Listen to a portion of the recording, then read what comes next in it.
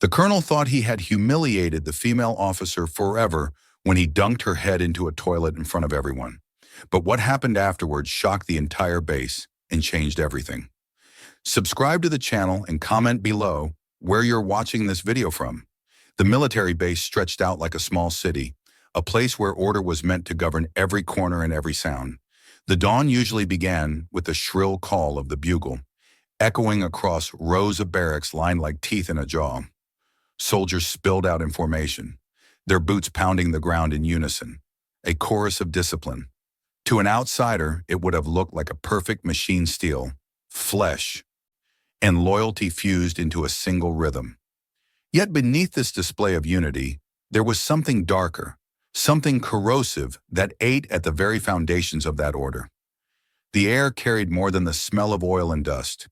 It carried whispers, small cruelties disguised as jokes, and a rigid atmosphere that separated men into categories of worth. Every new recruit understood quickly where he stood in this hierarchy. Those who fit the mold, those who matched the unspoken code of appearance and attitude, were accepted. Others became targets, laughed at or silently pushed aside, reminded daily of their difference. And though the rules of the army spoke of equality, of brotherhood and duty above all else, the reality inside these barracks told a different story. In one particular company, this divide was especially pronounced. The men were young, most of them from small towns scattered across the southern states. They had grown up with narrow views of the world, passed down from fathers and grandfathers, and now these ideas found fertile ground under the command of a leader who embodied them. Their jokes at the expense of anyone who was different were not merely idle cruelty. They were affirmations of belonging, signals that they understood what was expected. No one wanted to be on the outside. No one wanted to be the one ridiculed, so the culture of mockery and prejudice flourished like weeds in an untended field. At the center of it all stood Colonel Richard Harding, a tall man with a wiry frame and a voice that could cut through steel. He was the embodiment of military rigidity. His face was etched with the deep lines of someone who had spent decades barking orders, and his narrow eyes carried the cold calculation of a man who valued power above respect. His boots struck the ground with deliberate weight, and every movement of his body suggested ownership of the very air around him. Harding's reputation preceded him. He had served for more than 30 years, moving from one command post to another, never distinguishing himself with heroism on the battlefield, but excelling at the art of survival within the system. He knew how to impress superiors, how to enforce obedience, and how to silence those who questioned him. Those beneath him feared his temper and dreaded his inspections. They whispered among themselves about his cruelty, but no one dared to voice such thoughts aloud. To them, he was less a man and more a shadow cast over every part of their daily lives. There was another side to Harding, one less official but equally known within the base. His disdain for women in the military was notorious, though he cloaked it in jokes and veiled criticisms. He viewed their presence as an intrusion, a weakness that threatened the integrity of the forces. And if a woman happened to hold authority over men, his contempt burned even fiercer. It was an old belief fossilized in his bones that leadership was a man's domain. Over the years, he had quietly sabotaged the careers of more than one female officer who crossed his path. None of those stories were ever proven, but the rumors clung to him like smoke to a burning log. To Harding, power was not only about the authority granted by rank, but also about the ability to humiliate and dominate. He derived a twisted satisfaction from pressing down on others, forcing them to submit to his version of order. A misaligned uniform, a minor error in a report, or simply a face he did not like, could earn a soldier hours of punishment or cutting words in front of his peers. And those who dared to resist paid an even higher price. In the barracks, soldiers told one another with uneasy laughter how Harding could reduce a man to trembling silence with nothing more than a glance. They spoke of nights when recruits lay awake in their bunks, dreading the morning inspection, hoping they would not be the ones singled out. His voice during drills was like a whip, cracking through the air, and many believed he enjoyed watching fear flicker in their eyes. Despite the heavy hand with which he ruled, Harding had cultivated an aura of inevitability. He seemed untouchable, his authority unshakable. Young soldiers, even those who despised him, adapted quickly to the system he created. They mirrored his prejudices, his jokes, his way of dividing men into categories of worth. To them, it was safer to imitate him than to oppose him. And so the cycle continued, each new recruit absorbed into a culture of cruelty, dressed in the uniform of discipline. It was against this backdrop that whispers began to spread. A new officer was arriving on the base, one who did not fit the mold Harding had so carefully preserved.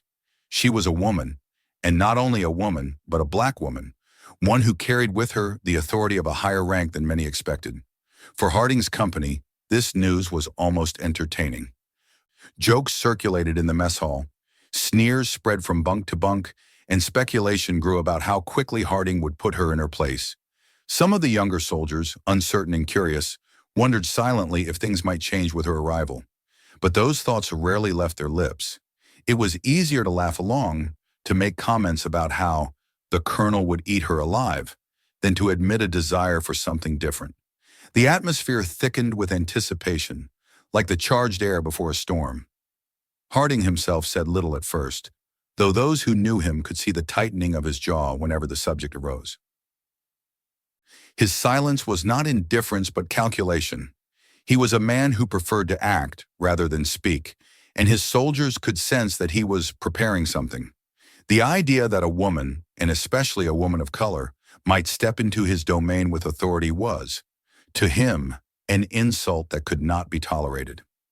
The days passed, and the base carried on with its routines, but beneath the surface, everyone waited. The colonel walked the grounds with his usual air of dominance, his boots echoing against the pavement, his eyes sharp as blades. And yet, even in his silence, the whispers of change persisted.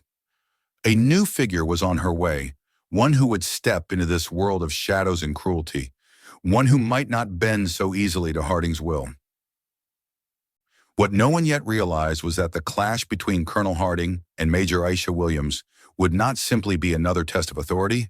It would be a confrontation that would ripple through the entire base, challenging not only the rule of one man, but the very culture that had taken root within those walls.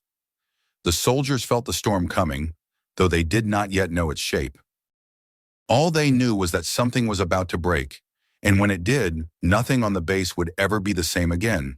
And so the base moved toward its reckoning, the days filled with the heavy rhythm of drills and inspections, the nights echoing with whispers of the new officer's arrival. Harding stood firm, a figure carved out of stone, convinced of his own invincibility. Yet far beyond the gates of the base, Aisha Williams was preparing to step into this world, unaware of the storm that awaited her and the legend she was destined to create. The day Major Aisha Williams arrived on the base dawned like any other, the air heavy with the familiar scent of fuel, dust, and discipline. Soldiers moved along the parade ground in perfect rows, their boots thundering against the asphalt. Yet beneath the rhythm, an undercurrent of anticipation buzzed. The whispers that had drifted through the barracks for days had finally taken shape. The new officer was coming, and everyone was waiting to see her. For most, it was not curiosity about her leadership or her record that stirred them, but rather the spectacle of what Colonel Harding would do once she crossed his path. When the black government sedan pulled up near the command building, conversations on the training field faltered. Men turned their heads, subtle at first, then openly, their eyes narrowing in unison. The car door opened, and a figure stepped out. She wore her uniform with the kind of precision that made it seem like an extension of herself. The olive fabric was perfectly pressed, the insignia gleamed in the sun, and her boots struck the pavement with a steady confidence. She was taller than many had expected, her posture unyielding, and her eyes scanning the grounds with a calm that unnerved those who looked too long. Her skin glowed beneath the bright morning light, a contrast against the sea of pale faces watching her. Aisha Williams did not glance at the stairs, did not acknowledge the smirks that blossomed on some lips. Her focus was forward, her steps measured. Inside, her pulse quickened, but it was not the beat of fear. It was the weight of entering enemy territory, of knowing she would be tested not just on her skill, but on her very right to stand in that place. She had walked into worse situations before, in deserts where gunfire cracked through the night, in cities where distrust clung to her uniform like smoke. But this, she knew, would be a different kind of battlefield. Her story had not begun in uniform. Born in a working-class neighborhood of an industrial city, she had grown up surrounded by the clang of machinery and the weary faces of parents who carried the burden of survival. Her father had worked in a factory, his hands scarred by years of labor, while her mother had balanced shifts as a caregiver, always coming home with exhaustion hidden behind a smile.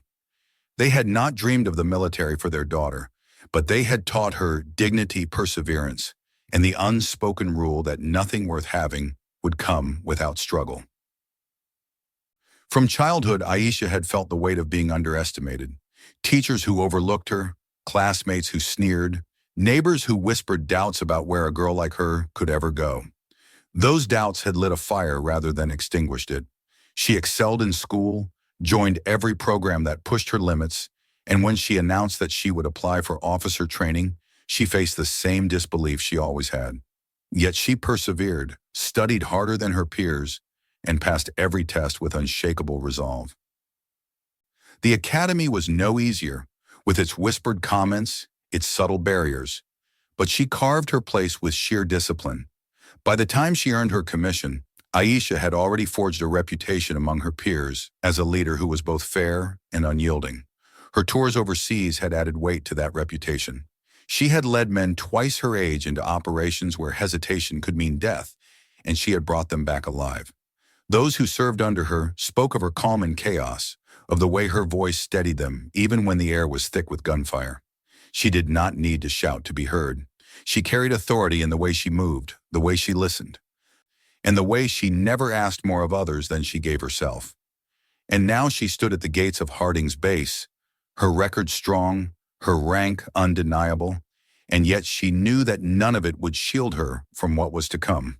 She could feel the weight of eyes on her as she crossed the parade ground, could hear the faint hiss of laughter carried on the wind. She did not falter. Her steps carried her straight into the command building, where she knew Colonel Harding awaited. Harding greeted her with a smile that was not a smile at all, a tightening of the lips that carried nothing but disdain. He shook her hand with a grip that was more a challenge than a welcome, his eyes scanning her as if measuring how much she could bear before she broke. Behind him, a few officers watched, some with curiosity, others with the same disdain reflected in their commander's gaze. "Major Williams," Harding said, his voice a whip crack in the silent office, "welcome to my base." The words carried no warmth. To the soldiers who heard them, the meaning was clear. This was not her base, no matter what her orders said. Harding's tone made it sound as if she were a trespasser. Aisha met his eyes and held them. She had no intention of cowering, not even in that first moment. The following days were a trial by fire. Aisha walked the training fields, inspected drills, and reviewed reports. Everywhere she went, she encountered resistance cloaked in obedience. Soldiers obeyed her orders, but slowly, with the kind of carelessness meant to provoke frustration. They muttered under their breath, testing how much she could hear. In the mess hall, conversation stopped when she entered, then resumed with low laughter and mocking glances once she passed. She responded not with anger, but with persistence. Her inspections were sharper than expected, her corrections precise and fair. She spoke to the soldiers with a tone that carried no condescension, but demanded respect. She stayed long after drills ended, reviewing every detail, making sure her presence was impossible to ignore. Some men sneered, but others, silently, began to notice.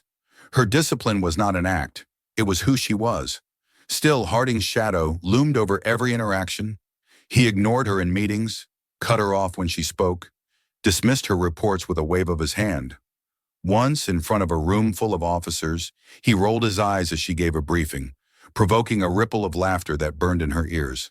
She said nothing, but she marked the faces of those who laughed. Respect would not come quickly, she knew, but she would not yield it either. At night, in the solitude of her quarters, she allowed herself the moments of weariness she never showed by day. She sat at her desk, the dim light of the lamp casting long shadows on the wall, and wrote in her journal. Not of her frustration, but of her resolve. She reminded herself why she was there, why she had chosen this path, and why she could not falter. The army was bigger than Colonel Harding.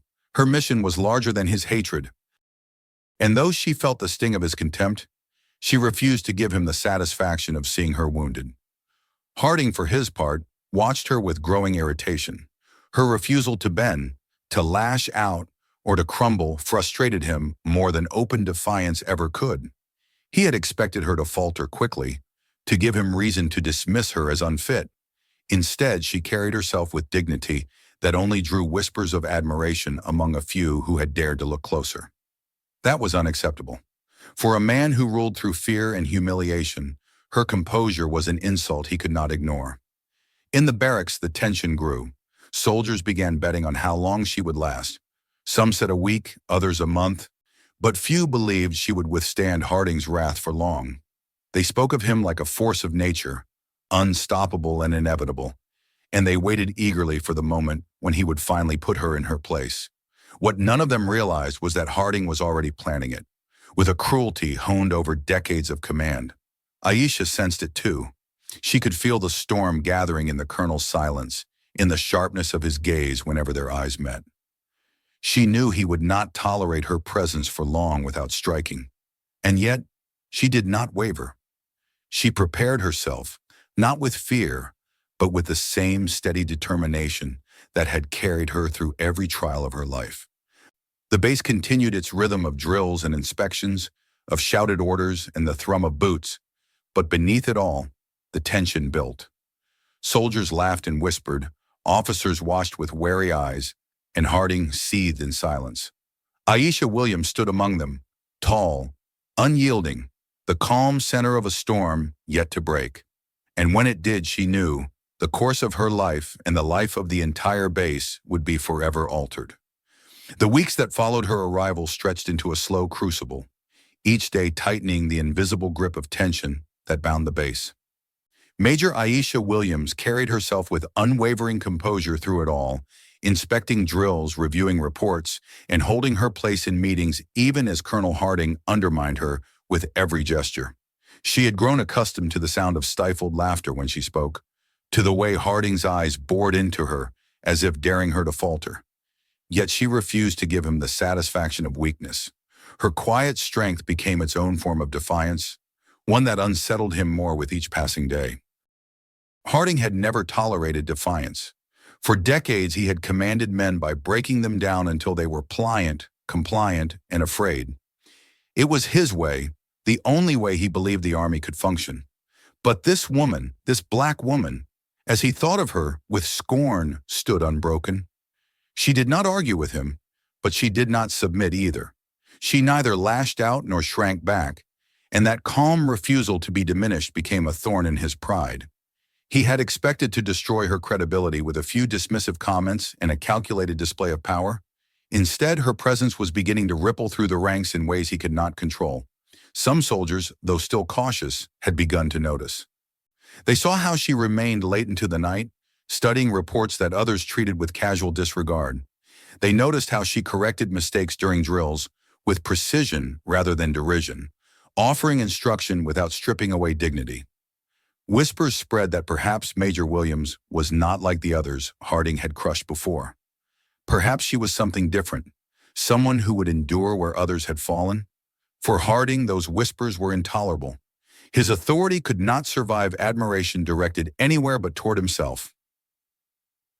The moment came on a gray afternoon, the sky heavy with clouds that mirrored the mood inside the barracks. Harding had been especially irritable during the morning drills, snapping at soldiers for minor mistakes, his eyes frequently darting toward Williams as though testing her patience. She had responded as she always did, calm, silent, unshaken. When the session ended, Harding dismissed the men and barked her name with the sharpness of a whip. "Williams, my office, now." The soldiers froze where they stood. Everyone knew what it meant when Harding called someone out like that. It was rarely a conversation. More often, it was a spectacle, one designed to remind the entire unit of his power. A few exchanged glances, their expressions betraying curiosity and unease. They knew this was the confrontation they had been anticipating, the one whispered about in the mess hall. Now it was happening, and none of them would miss the chance to witness it. Aisha followed without hesitation, her boots steady against the concrete floor. Inside, she braced herself, not with fear, but with the resolve of someone who understood that a test was upon her. Harding's office was not merely a room, it was his throne, a place where he had crushed countless careers with a few words or a glare. But today he had no intention of using only words. When she entered, Harding was waiting with that half-smile that carried no warmth. A few junior officers lingered nearby, their eyes bright with anticipation. They pretended to sort papers or check equipment, but their attention was fixed entirely on what was about to unfold. Harding leaned back in his chair, studying her like a predator sizing up its prey. "You think you're making an impression here, Major?" His voice was low, almost conversational, but it carried the venom of a challenge. "Walking around with your head high, acting as if you belong." Aisha remained silent. She had learned long ago that silence could be stronger than argument. Her calm gaze only deepened the lines of fury etched into his face. Harding stood abruptly, his chair scraping against the floor. He strode across the room, closing the space between them in an instant, and seized her arm with a grip meant to bruise. The officer stiffened, but said nothing. The colonel's authority loomed too large for them to intervene. Harding dragged her across the office, through a narrow corridor, until they reached the restroom adjoining the barracks. His intent was clear, and dread coiled in the stomachs of those who trailed behind to watch. Inside the tiled room, Harding shoved her toward the stall. His voice rose, no longer tempered but raw with hatred. "You're nothing here, Williams. Nothing but a lesson for everyone else. And I'm going to show them what happens when someone forgets their place." Before she could react, he forced her head down and plunged it into the toilet. Cold water engulfed her face, the shock burning her lungs as she struggled for breath. Laughter erupted from one of the soldiers in the doorway, nervous and cruel, a sound that echoed against the walls. Others stared in silence, their eyes wide with disbelief, torn between fear and horror. The humiliation was absolute, a grotesque act designed not just to degrade her, but to declare to everyone watching that Harding's dominance was untouchable. When he released her, she staggered back, water dripping from her hair, her chest heaving with ragged breaths. For a moment the room was frozen in silence, the soldiers waiting to see her crumble. But Aisha did not.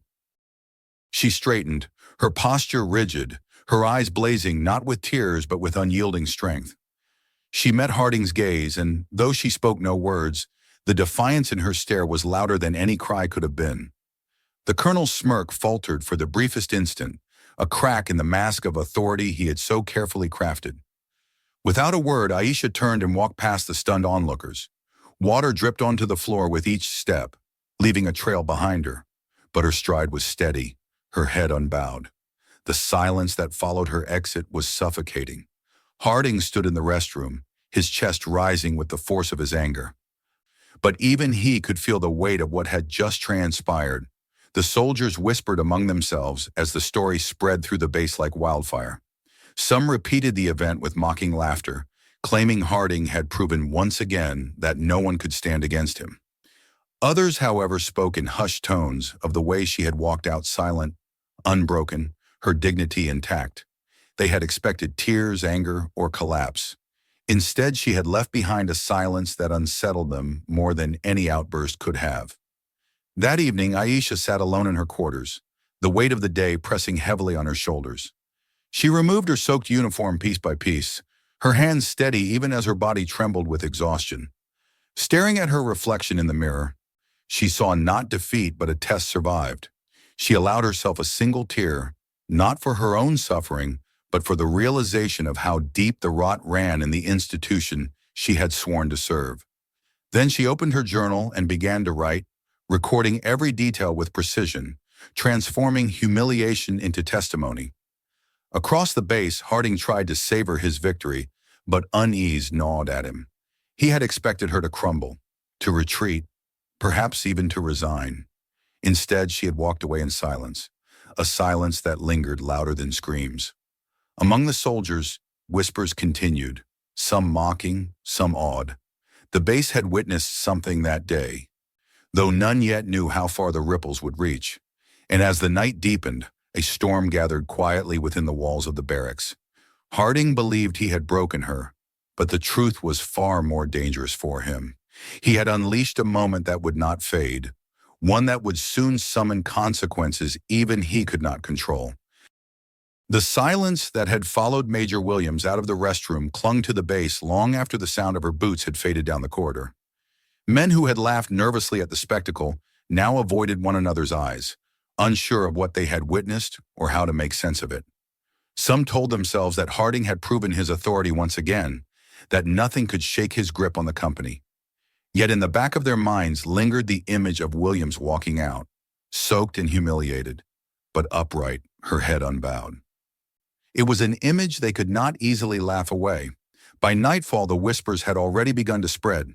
In the mess hall, soldiers recounted the event in low voices, embellishing details, each version tinged by the teller's own fear or prejudice. One claimed she had wept afterward. Another insisted she had shouted back at Harding, though both were lies. The truth, the one thing no one could deny, was that she had left the room without collapsing, and that silence carried more weight than any outburst. To some, it was a sign of weakness, a refusal to fight. To others, it was strength they had never seen before. In her quarters, Aisha sat alone at her desk. The uniform she had worn earlier hung damp in the corner, its fabric still heavy with the water of her humiliation. She had stripped it off piece by piece, each button undone with deliberate calm, as though the act itself were part of regaining control. Now she sat in a clean shirt, her hands folded over a blank report. For several minutes she did not move. The lamp on her desk cast a circle of light that seemed to isolate her from the darkness pressing against the window. She closed her eyes, breathed deeply, and summoned the discipline that had carried her through battlefields far harsher than this. Her pen touched the paper. She began to write, not in anger, but with the steady hand of someone who knew the weight of truth. Each detail was recorded: the time, the place, the witnesses, the exact words Harding had spoken. She described not her emotions but the facts, cold and undeniable. Where others might have raged, she built a document of precision, knowing that one day it might be the difference between silence and justice. By the time she finished, her hand ached from the pressure of the pen, but the report lay complete, a testament not to her shame, but to his. She leaned back, exhaustion pressing down on her shoulders, and allowed herself a single moment of vulnerability. Her eyes blurred with unshed tears, but she did not allow them to fall. She whispered into the silence, not a plea, but a vow. This will not define me. Then she sealed the report, placed it neatly among her files, and prepared herself for what she knew would follow. Across the base, Harding reveled in what he believed was triumph. In his office, he boasted to his closest confidants, men who laughed dutifully at his words, though their eyes betrayed unease. He convinced himself that he had destroyed her spirit, that the silence with which she had left the room was proof of his victory. Yet even as he spoke, doubt crept into the corners of his mind. He replayed the moment when she had looked at him, drenched and gasping, and had not broken. That look haunted him, though he would never admit it. The next morning, the base was buzzing. Rumors had spread beyond the barracks, slipping into the ears of clerks, technicians, and officers who had not been present. The story traveled like smoke, impossible to contain. Some retold it with relish, sneering about the humiliation of a woman who dared to stand among men. Others whispered of Harding's cruelty, their voices low, careful not to be overheard. For the first time, his authority did not seem absolute. It was as though a crack had appeared in the foundation of his reign, and through it, uncertainty seeped. When Aisha delivered her report to the chain of command, she did so without spectacle. She entered the office of the adjutant, placed the sealed envelope on the desk, and offered no explanation beyond protocol. The officer glanced at her, searching for signs of distress, but her expression revealed nothing. She saluted, turned on her heel, and left. Only once she was gone did the adjutant break the seal and begin to read, his face tightening with each line. By afternoon, the wheels of the military machine had begun to turn. A request for witness statements was issued, and though fear kept many silent, there were those who could not deny what they had seen. 2 soldiers confessed privately that they had watched the entire act, their voices trembling as they recounted Harding's words. An officer, pale with unease, admitted he had been in the room, though he claimed he had not dared to intervene. Piece by piece, the truth assembled itself into a picture too clear to ignore. Harding attempted to smother the fire. He summoned men into his office, warning them that careers could be ended with a single misplaced word. He insisted the event had been a test of discipline, a harsh but necessary lesson. He mocked the very idea that anyone would take Williams's accusations seriously, declaring that no one in their right mind would side with a woman against a colonel of his standing. Yet his protests rang hollow. The men who had once feared him now whispered about his desperation. When the investigators arrived from division headquarters, Harding's facade of control began to crumble. Dressed in crisp uniforms that carried the weight of authority even he could not challenge, they walked the base with solemn purpose. They interviewed witnesses, examined reports, and spoke with Williams at length. Her testimony was calm, factual, free of the bitterness they might have expected. She offered them the truth without embellishment, and in that truth lay the strength of her case. Among the soldiers, fear gave way to murmurs of awe. The same men who had once mocked her now spoke in hushed tones of her composure. They remembered how she had walked out of that room without a word, how she had not lowered her head even when dripping with humiliation. Some began to wonder if they had misunderstood strength all along. Harding grew restless. He paced his office late into the night, the shadows lengthening across the walls as his temper flared. He imagined outcomes, twisted scenarios where his rank and years of service would shield him, but none of them silenced the echo of her report in his mind. For the first time in his career, he felt the ground shifting beneath him. When he was summoned to face the investigators formally, his arrogance returned in full force. He sat before them, with his back straight, his voice dripping with condescension. "I was teaching her a lesson," he declared. "Discipline in this army is not a game. If she cannot withstand a little humiliation, she has no place in command." But the investigators were unmoved. They had already collected enough testimony to see through his justifications. His words did not sound like the defense of a leader, but the excuse of a bully. As the hearings continued, more soldiers found their voices. Those who had long suffered under Harding's command spoke of years of degradation, of punishments that went beyond necessity, of a culture of fear that stifled growth and honor. Each statement was another crack in the armor he had so carefully built around himself. The man who had once seemed untouchable now looked increasingly cornered, his authority slipping through his fingers.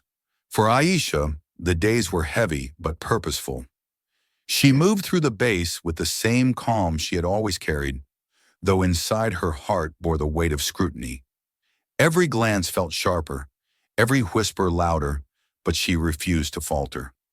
She reminded herself each morning that her battle was not against Harding alone, but against the culture he embodied. And as the tide of the investigation swelled, she felt the faint stirrings of change. By the time the formal hearing was scheduled, the base was no longer the same place it had been when she arrived. The men who once sneered now watched her with something closer to respect. The whispers of doubt had not vanished, but they were drowned out by the growing awareness that Harding's reign might be ending. His shadow still loomed, but it was thinner now, frayed at the edges, and the light of truth pressed steadily against it. In the quiet of her quarters on the night before the hearing, Aisha closed her journal and placed it carefully on her desk. She stood by the window, gazing out at the parade ground, where the moonlight cast long shadows across the asphalt. She thought of her parents, of the lessons they had taught her about dignity and perseverance. She thought of every moment she had been underestimated, doubted, or scorned, and of how those moments had shaped her into the woman she was. Tomorrow, she knew, would not be the end of the battle, but it would be a turning point, and she was ready. The storm that Harding had unleashed with his cruelty had circled back upon him, and as dawn approached, the base held its breath for the reckoning that was to come. The morning of the hearing broke with a heavy silence that seemed to settle over the entire base. Soldiers moved with unusual restraint, their conversations hushed, their glances darting toward the building where the tribunal would convene. For years, Colonel Harding had been the immovable figure in their lives, the man whose voice commanded their days and whose wrath shadowed their nights. Now, for the first time, he was the one summoned, the one called to account. The air was charged with anticipation, as if the very walls of the base understood that something profound was about to take place. Major Williams rose early, though she had hardly slept. The hours of the night had been spent in reflection, pacing her quarters, preparing herself not for victory, but for truth. She had no illusions about what this day meant. It was not only a reckoning for Harding, but also a test of the institution she had dedicated her life to. Would it choose to protect its own, preserving a man who had long abused his power, or would it stand for justice, even when justice demanded the sacrifice of a colonel?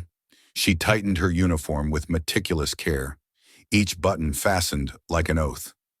By the time she stepped outside, the early light of dawn painted the sky with pale hues, and her resolve was carved as solid as stone. The tribunal hall was stark, its walls bare save for the flags that hung solemnly behind the raised panel of officers. A long table stretched across the room, and behind it sat the senior officers assigned to weigh the case. Their faces were composed, unreadable masks honed by years of service, but their eyes carried the gravity of what was before them. On one side sat Harding, rigid in his uniform, his jaw clenched, his fists tight against the table. On the other side, Aisha sat with calm poise, her papers neatly arranged, her hands steady. Between them stretched a silence thick with history and tension, a silence soon to be broken by testimony. The proceedings began with formality. The charges were read aloud: abuse of authority, conduct unbecoming an officer, and acts of humiliation against a fellow officer. Each word landed in the room like a weight, stripping away the veneer of untouchable authority Harding had worn for so long. He stared ahead, his face betraying nothing, though the flush in his neck betrayed the storm beneath the surface. Witnesses were called one by one. Soldiers who had been present in the restroom spoke with trembling voices, their eyes avoiding Harding's glare. Some faltered, their fear of reprisal still strong, but the investigators pressed gently, drawing out the truth. They described the colonel's words, his actions, the cruel laughter that had filled the room. An officer admitted his presence, shame coloring his voice as he confessed his failure to intervene. Each account layered upon the last, building an unassailable picture of what had transpired. When it was Aisha's turn to speak, she rose slowly, her back straight, her eyes fixed firmly on the panel before her. Her voice was calm, carrying neither anger nor bitterness, only the steady cadence of truth. She recounted the events without embellishment, describing every detail with precision. She did not cry, did not raise her voice, but the quiet dignity with which she spoke resonated more deeply than any outburst could have. "I do not stand here for vengeance," she said, her words measured, "but because no officer should ever wield their authority as a weapon against the very people they are meant to lead." Her testimony was followed by silence, a silence so profound it seemed the entire base held its breath. The panel of officers exchanged glances, their expressions grave. They had heard enough. When Harding was finally given the chance to defend himself, he rose with a force that shook his chair against the floor. His voice boomed through the hall, filled with fury and contempt. He denounced the accusations as lies, dismissed the witnesses as cowards, and framed his actions as discipline. "The military is not a place for weakness," he thundered. "If she cannot endure humiliation, she cannot endure war. My methods are harsh, but they are necessary. You strip me of my authority, and you strip this army of its strength." But his words, instead of commanding respect, rang hollow in the echo of the truth already laid bare. Where once his bluster had silenced rooms, now it exposed the emptiness of his justifications. The officers on the panel did not flinch, did not nod in agreement. Their eyes remained steady, their pens scratching notes as Harding's tirade faltered beneath the weight of their silence.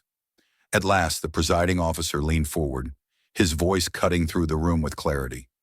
"Colonel Harding, the authority you claim is not built on cruelty. Strength in leadership is not measured by how well you can humiliate those beneath you, but by how you inspire them. Your actions have dishonored not only yourself, but the uniform you wear." The verdict was unanimous. Harding was relieved of his command, stripped of his rank, and dishonorably discharged from the service he had corrupted. The words fell like a gavel, final and irrevocable. The hall remained silent as Harding's face flushed crimson. He stood, his shoulders stiff, his eyes wild with disbelief. For a moment he looked as if he might shout again, might defy the tribunal even as it ended his career, but no words came. Instead he turned and stalked from the room, his boots echoing down the corridor, each step the sound of a fallen empire. The news spread across the base with a speed no one could contain. Soldiers who had once bowed beneath Harding's shadow now straightened their backs. The atmosphere, once suffused with fear, began to shift. Where silence had reigned, conversations now carried a different tone, tentative, uncertain, but free.